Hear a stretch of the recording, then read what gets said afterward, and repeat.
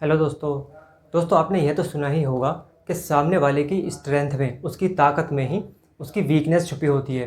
ठीक वैसे ही जैसे एक रेसलर अपने प्रतिद्वंदी की ताकत को, उसकी स्ट्रेंथ को उसके ही खिलाफ इस्तेमाल करता है, ठीक वैसे ही मार्केट में और बिजनेस में हमें भी जो हमारा कॉम्पिटिटर है, हमारा जो प्रतिद्वंदी है, ठीक है, जो नंबर वन पे है, जो लीडर है, हमें उसकी स्ट्रेंथ को देखना चाहिए और उसकी स्ट्रेंथ में ही उसके वीकनेस के पॉइंट को देखना चाहिए, यदि हम उसे हराना चाहते हैं और ख़ुद को नंबर 2 की पोजीशन दिलाना चाहते हैं।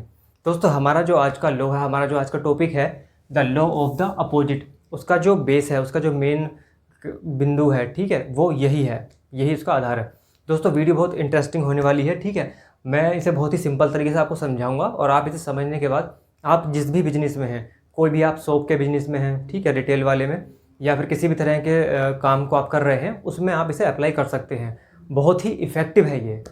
दोस्तों फर्स्ट एग्जांपल लेते हैं हम लॉ कोचिंग का, ठीक है, जुडिशरी की तैयारी का, जज बनने के लिए। दोस्तों लॉ की कोचिंग के लिए ना सबसे ज़्यादा फेमस है राहुल IAS कोचिंग। और इसकी एक वजह ये भी है कि असल में ये उस टाइम पे आए थे जब इस मार्केट में बहुत कम लोग थे, ना के बराबर लोग थे। असल में उस टाइम कोई था ही नहीं, तो बहुत छोटे से राहुल IAS ने शुरुआत की थी। तो इस वजह से ये आज इस कैटेगरी में लीड पर हैं, एकदम टॉप पर हैं। जब भी आप लॉ कोचिंग की बात करोगे तो ऑलमोस्ट सभी लोग इसी नाम को सजेस्ट करेंगे। तो दोस्तों एक तरीके से अगर देखा जाए तो ये हमारा लॉ ऑफ लीडरशिप, जो मैंने आपको सबसे शुरू में बताया था, जो हमारी फर्स्ट वीडियो थी, कि जो भी किसी कैटेगरी में पहले आता है उस कैटेगरी को लीड करता है वो, ठीक है। तो ये उस तरीके से भी है, ठीक है हमारा, ठीक है। तो दोस्तों अब हमें ये लीडर हैं, ठीक है, इनके अगेंस्ट में अपनी पोजिशनिंग करनी है। अब दोस्तों एक कोचिंग है राघवेंद्र लॉ कोचिंग, ठीक है, ये एकदम नए आए हैं, इन्होंने जस्ट अभी शुरुआत की है। तो दोस्तों अब जब ये टॉप पर है कोचिंग, ठीक है, सबको इनका नाम भी पता है, तो एक ऑब्वियस सी बात है कि मैक्सिमम सिलेक्शन कहाँ से होते होंगे, राहुल IAS से। अब क्यों? क्योंकि हर जगह का जो टॉप स्टूडेंट है, ठीक है, जो मतलब एकदम बेस्ट क्वालिटी स्टूडेंट है, क्रीम स्टूडेंट है, वो कहाँ आते हैं, राहुल IAS में। तो टॉप स्टूडेंट यहाँ पर आते हैं, ऊपर से बहुत ज़्यादा संख्या में आते हैं। तो एक स्वाभाविक सी बात है कि सिलेक्शन कहाँ पर ज़्यादा होगा, राहुल IAS में सिलेक्शन ज़्यादा होना है। तो दोस्तों अब हम यही करने वाले हैं कि इनकी स्ट्रेंथ में हम वीकनेस के पॉइंट निकालेंगे, ठीक है दोस्तों। अब मैं आपको वही बताता हूँ कि कैसे करना है आपको। अब दोस्तों ठीक है कि यहाँ पर स्टूडेंट कम आते हैं क्योंकि नई कोचिंग है, तो सीधी सी बात है सिलेक्शन भी कम होंगे।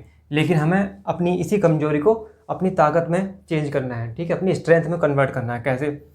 दोस्तों यहाँ पर स्टूडेंट ज़्यादा हैं, ठीक है, तो ये पर्सनल अटेंशन नहीं दे सकते, लेकिन आप पर्सनल अटेंशन दे सकते हैं, ठीक है। तो आप हाईलाइट करो कि हम पर्सनल अटेंशन देते हैं, बेस्ट क्वालिटी स्टडी मटेरियल हम देते हैं, ठीक है। इतना सिंपल कि आपको कहीं भी डाउट है आप हमसे पूछ सकते हैं, ठीक है। दूसरा एक पॉइंट आप ये कर सकते हैं, ठीक है, कि इनके लिए तो सिर्फ सिलेक्शन मैटर करता है, कि सिलेक्शन हो, मैक्सिमम हो, सिलेक्शन हो। आप क्या कहो कि हमारे लिए सिलेक्शन मैटर नहीं करता, हमारे लिए इंडिविजुअल सिलेक्शन मैटर करता है। क्या मतलब? ये अपनी टैगलाइन बना कर रखें, ये नई कोचिंग है, ठीक है, अपनी टैगलाइन बिल्कुल एकदम अलग कर दो खुद को, B focus on individual selection. आपने क्या कर दिया, उसे पर्सनल बना दिया।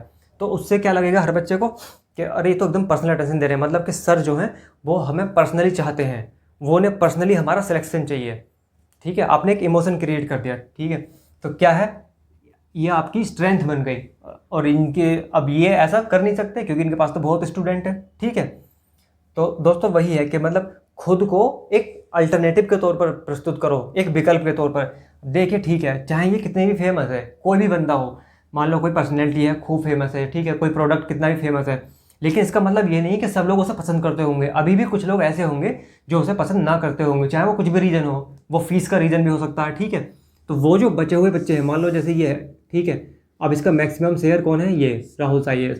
तो ये जो बचे हुए स्टूडेंट हैं, आप इन्हें टारगेट करो और इन्हें ये दिखाओ कि भाई एक विकल्प हम भी हैं, आपके लिए एक बेस्ट अल्टरनेटिव हम भी हैं, ठीक है। दोस्तों यहाँ पर एक बहुत ही बेस्ट पॉइंट है जो ऑथर ने हमें बताया है, ये सबके लिए है, ठीक है, आप किसी भी बिजनेस में हैं, क्योंकि हर कॉमन आदमी यही सोचता है, don't try to be better.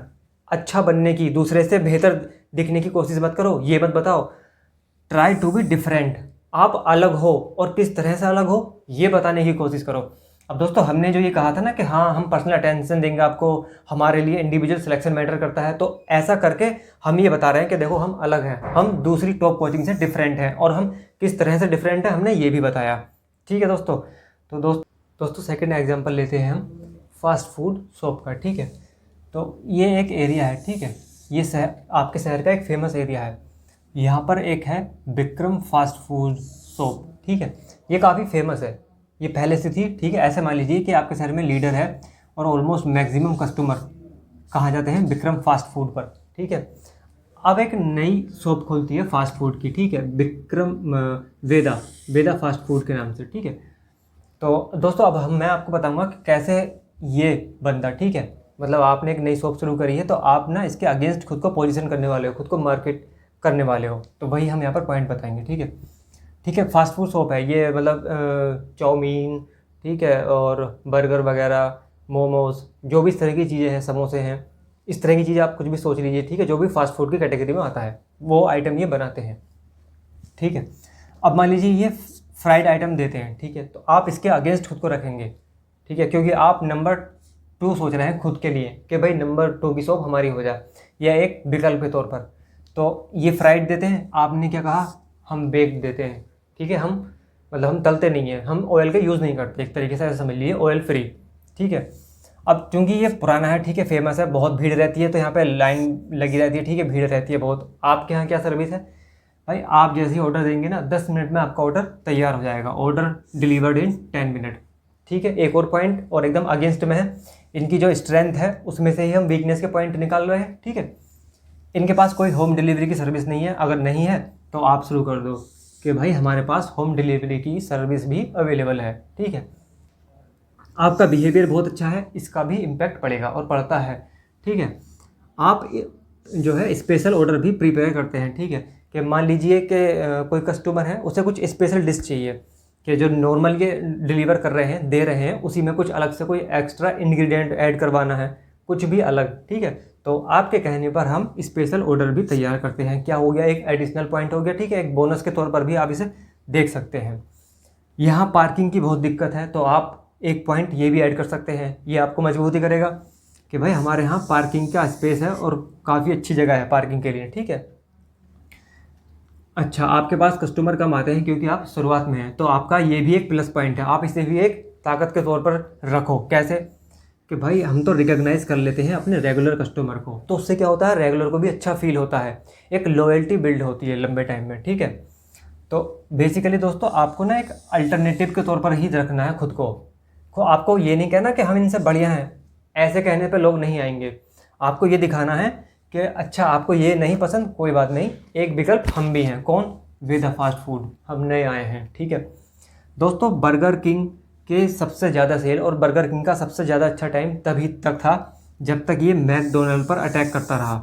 जैसे ही मैकडोनल्ड कुछ स्ट्रेटेजी लेकर आता, ठीक है, ये उस पर अटैक करते, बर्गर किंग उसके अगेंस्ट में खुद को पोजीशन करते, खुद को मार्केट करते, और सबसे ज़्यादा सेल इसकी तभी हुई थी।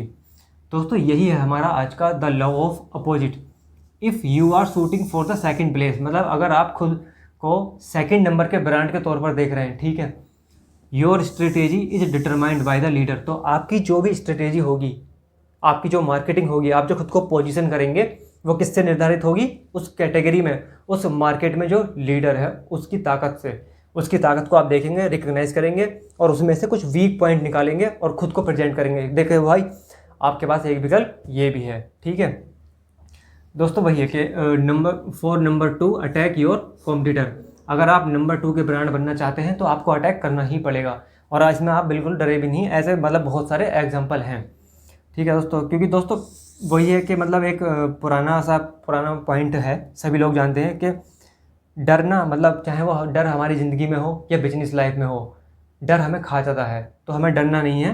अगर हमें अपने कॉम्पिटिटर पर अटैक भी करना पड़े तो हमें करना है, ठीक है, क्योंकि यही हमें जो है प्रेजेंट करेगा एक अलग विकल्प के तौर पर, ठीक है ना दोस्तों अब मैं एग्जांपल लेता हूँ पॉलिटिकल पार्टीज़ का।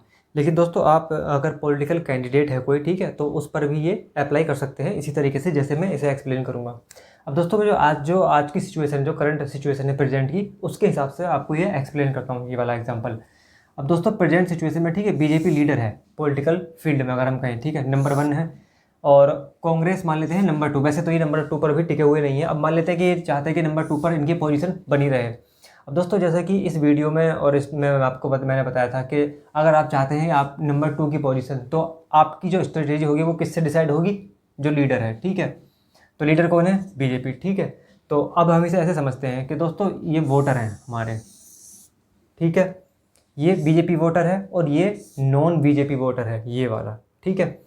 तो आपको जो कोशिश करनी है वो इन्हें अट्रैक्ट करने की कोशिश नहीं करनी, नहीं, अगेंस्ट में क्या, कि ये जो बचे हुआ नॉन बीजेपी वोटर है इन्हें present yourself as an alternative. आप इन्हें नॉन बीजेपी वोटर को ये दिखाओ कि उनके पास भी एक विकल्प है और खुद को एक अल्टरनेट के तौर पर, एक विकल्प के तौर पर प्रेजेंट करो, ठीक है।